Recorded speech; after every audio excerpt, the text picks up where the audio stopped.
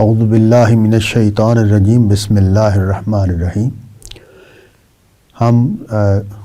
اربعین نووی کا مطالعہ کر رہے ہیں۔ آج جو روایت ہم زیر بحث لا رہے ہیں وہ اس میں نبی صلی اللہ علیہ وسلم کا یہ ارشاد ہے کہ تمہیں جو امر و نہی دیے گئے ہیں ان کی حسب استطاعت پیروی کرو۔ یہ بڑا قیمتی بیان ہے نبی صلی اللہ علیہ وسلم کا۔ قرآن مجید سے بھی یہ بات معلوم ہوتی ہے، حضور نے بھی اس کو واضح کیا ہے کہ ہر مسلمان کو معلوم ہے کہ اللہ تعالیٰ نے کن چیزوں کو کرنے کا حکم دیا ہے، کن چیزوں سے منع کیا ہے۔ اب اس پر عمل کرنے میں انسان کے احوال، اس کے مسائل، اس کی باطنی حالت، اس کے وسائل، یہ سب کردار ادا کر رہے ہوتے ہیں۔ تو اس وجہ سے اس کی بڑی اہمیت ہے کہ ہم اپنی حسب استطاعت ہی مکلف ٹھہرائے جائیں۔ ہم انسان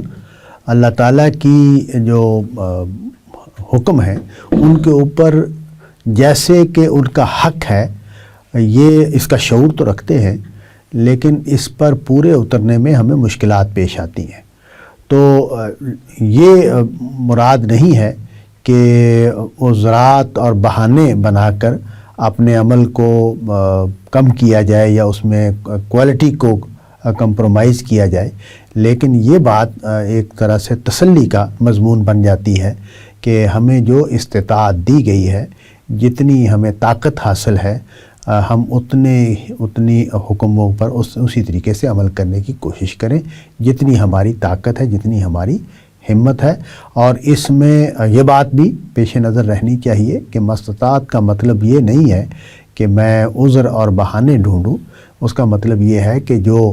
جتنا میں کر سکتا ہوں مجھے اس کو کرنے کی کوشش کرنی چاہیے، اور یہی میرے اوپر ذمہ داری ڈالی گئی ہے۔ اس میں قرآن مجید میں جو رخصت کا قانون ہے اس کی طرف بھی اشارہ ہے کہ قرآن مجید میں یہ بتایا گیا ہے کہ بعض حالات میں اللہ تعالیٰ نے اجازت دی ہے کہ تم رخصت کا طریقہ اختیار کر سکتے ہو۔ مثال کے طور پر بیماری کی صورت میں یا سفر کی حالت میں اگر پانی اویلیبل نہ ہو تو تیمم کی اجازت دی گئی ہے۔ اسی طرح اگر بہت تکلیف دہ صورتحال ہو خوراک ملنے میں تو پھر حرام کھانے کی بھی بقدر ضرورت اجازت دے دی گئی، یا تشدد کی صورت میں اگر بہت زیادہ ظلم و ستم ہو رہا ہے اور انسان کے حد وسع سے باہر ہو گئی ہے بات، تو وہ کلمہ کفر کہہ سکتا ہے۔ تو یہ ساری چیزیں بھی اس میں شامل ہیں، لیکن بنیادی بات یہ ہے، دونوں نقطے واضح رہنے چاہیے۔ ایک تو یہ کہ ہمیں جو حکم دیے گئے ہیں ان میں ہم اپنی استطاعت کے مطابق عمل کریں گے، اور اس میں ہم خواہ مخواہ عذر نہیں تراشیں گے۔ جتنی ہماری ہمت ہے، جتنی طاقت ہے، وہ ہم اس کو کریں گے، اور ہم اپنے آپ کو بہتر سے بہتر کرنے کی کوشش کرتے رہیں گے۔ دوسرا نقطہ یہ ہے کہ یہ جو دین پر عمل میں استطاعت کا مسئلہ ہے، اس میں ایک تو میں نے جیسے عرض کیا کہ کمی بیشی اس وجہ سے آتی ہے کہ ہمارے حالات، ہمارے وسائل، ہمارے باطنی حالات یہ اثر انداز ہو رہے ہوتے ہیں ہمارے عمل کے اوپر۔ دوسری بات یہ ہے کہ ہم اگر دین پر عمل کرنے میں کمزوری دکھانا شروع کر دیں، چیزوں کو میں غفلت کا شکار ہو جائیں، سستی اور کاہلی کا شکار ہو جائیں، تو یہ چیز جو ہے ہمارے دینی عمل پر بھی اثر انداز ہوتی ہے اور ہمارا عمل کمزور سے کمزور تر ہوتا چلا جاتا ہے۔ تو یہ بات جو ہے یہ بھی پیش نظر رہنی چاہیے کہ ہم اپنے عمل کو بہتر کریں، اپنی مستعدی کو ٹھیک رکھیں۔ جیسے نبی صلی اللہ علیہ وسلم کا اسوہ ہے، اس کو جس حد تک ممکن ہے ہم حاصل کرنے کی کوشش کریں۔ جیسے آپ نماز کے لیے الرٹ ہوتے تھے، تیار ہوتے تھے، اس کے لیے ہوشیاری اور بیداری کا مظاہرہ کرتے تھے، اور پھر نماز میں بھی جس حد تک ممکن تھا آپ صلی اللہ علیہ وسلم جو ہیں وہ نماز بڑے اعلیٰ طریقے پر پڑھتے تھے، غور و فکر کے ساتھ، حاضری کے ساتھ، اور اس کے حقوق اور اس کے طریقے کی پابندی کے ساتھ۔ تو ہمیں بھی اس کو ٹارگٹ کرنا ہے۔ تو مستطاعت کا مطلب یہ ہے کہ ہم اپنی ہمت کے مطابق دین پر عمل کریں، اور اگر ہماری نیت، ارادہ اور خلوص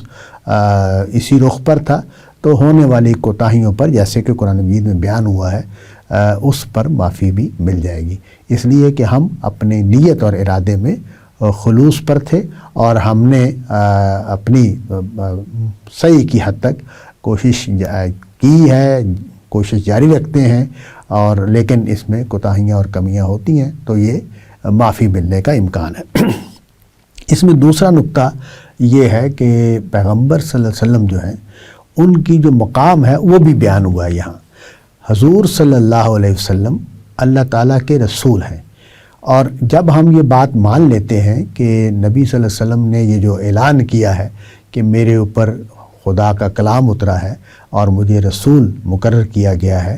اور میں خدا کے کلام کو تم پر پہنچانے تمہارے اوپر بیان کرنے کا ذمہ دار ہوں، تم تک پہنچانے کا ذمہ دار ہوں، تو یہ چیز جو ہے جو ہی ہم نے اس کو مان لیا تو اب نبی صلی اللہ علیہ وسلم کی جو اطاعت ہے وہ رسول کی حیثیت سے ہوگی، اور جو حضور کہیں گے،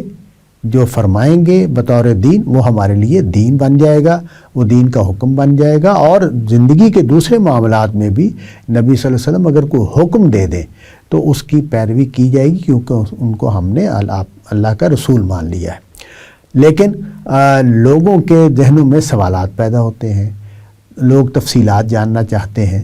تو اس بات کو قرآن مجید نے بھی بیان کر دیا، نبی صلی اللہ علیہ وسلم نے بھی اس روایت میں بیان کر دیا کہ یہ سوالات نہیں کرنے چاہیے، اور اس کی وجہ یہ بیان کی کہ ان سوالات کی وجہ سے لوگوں میں اختلافات پیدا ہوئے، ان سوالات کی وجہ سے لوگ پھر اس معیار پر پورے نہیں اتر پائے جس معیار پر انہوں نے سوالات کر کے دین کے حکم کو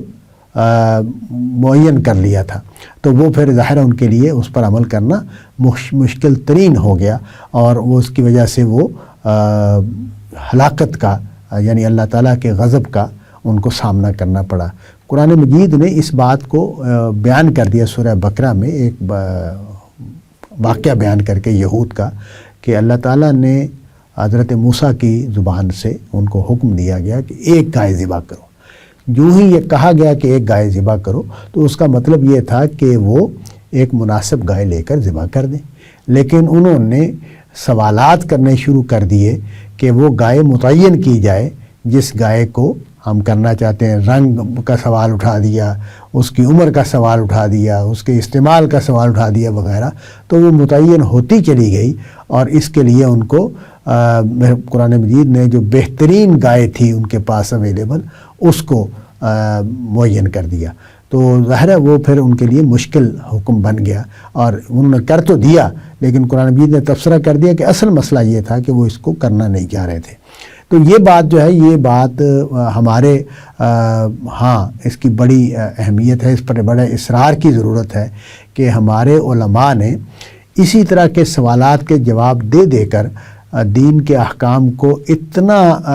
پیچیدہ بنا دیا اور اتنا مفصل کر دیا ہے کہ لوگوں میں کے اندر خوف پیدا ہو جاتا ہے کہ کیا ہم اس پر پورے اتر سکیں گے یا نہیں پورے اتر سکیں گے۔ تو اللہ تعالیٰ کے رسول نے، اللہ تعالیٰ نے قرآن مجید میں، نبی صلی اللہ علیہ وسلم نے اپنی سنت میں احکام کو جس طرح مجمل رکھا ہے اس کو مجمل رہنے دیا جائے، اور اس میں بہت زیادہ تفصیلات نہ ڈالی جائیں تاکہ لوگوں کے لیے ہر طرح کے حالات میں، ہر طرح کے طبائع کے لحاظ سے ان پر عمل ممکن ہو۔ اور اس میں میں علماء سے درخواست کروں گا کہ جو عام آدمی ہے اس پر اعتماد کیا جائے، وہ اللہ کی رضا، اللہ کی خوشنودی، اللہ کی اطاعت کرتے ہوئے اللہ کے دین کو جس طرح اس نے سمجھا اس پر عمل کر رہا ہے۔ ہاں کوئی بڑی غلطی ہے تو وہ ضرور بتائی جا سکتی ہے، بتانی بھی چاہیے، لیکن یہ جو فقہا نے بہت ساری تفصیلات طے کر دی ہیں اس کی ضرورت نہیں ہے۔ وآخر دعوانا ان الحمد للہ رب العالمین۔